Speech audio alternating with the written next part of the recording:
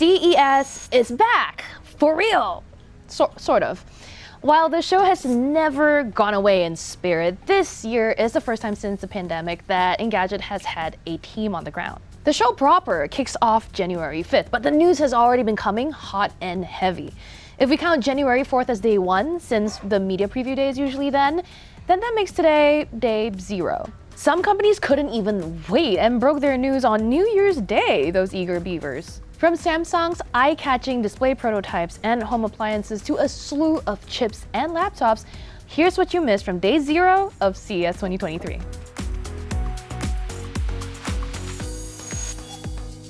Samsung beat everyone to the punch by announcing some of its news early. On Monday, the company unveiled new QD OLED TVs that'll hit up to 2,000 nits of brightness, as well as a 57-inch 8K gaming display.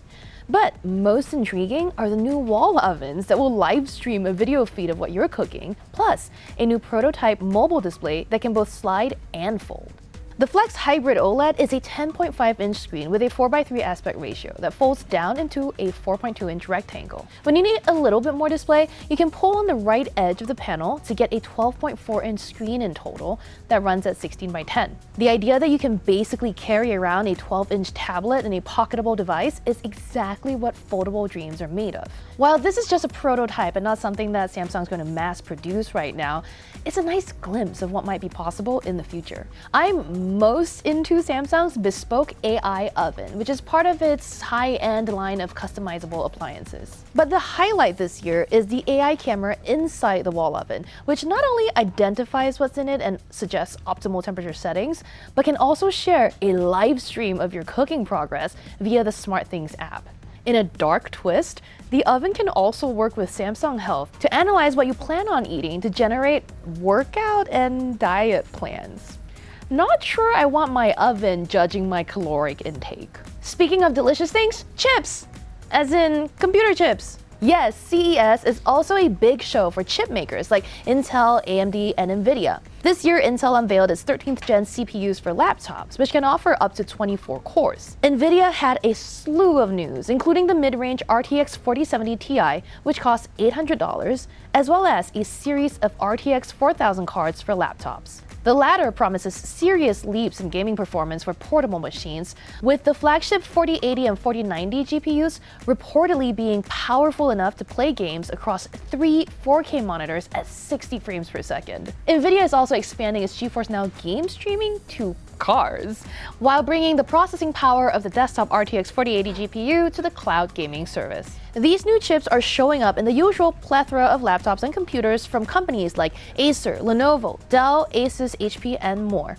Acer, for example, is updating its range of gaming laptops and simplifying its Swift series, with all of them getting 13th generation Intel Core processors alongside design refinements. Meanwhile, LG is also updating its Gram series of super thin and light laptops with, you guessed it, Intel's 13th generation Raptor Lake processors. The new Gram Ultra Slim is a mere 10.99 millimeters or 0.43 inches thin, and it has a so-called hidden trackpad that has LED backlighting that illuminates when you touch it.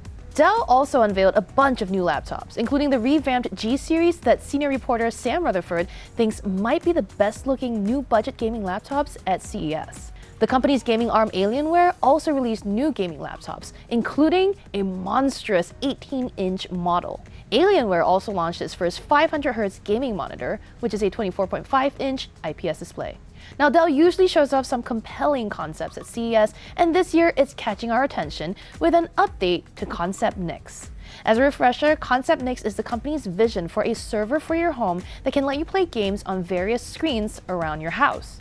The update this year is a new accessory, and senior reporter Devendra Hardwar, who has already checked it out, called it a truly baffling PC gamepad. He even says it's like the Steam Controller 2.0, but worse. Check out his hands-on on Engadget.com to see why. In fact, head on over to Engadget.com to get the full details on everything I've told you about in this video, and stay tuned all week as we bring you the news from CES 2023.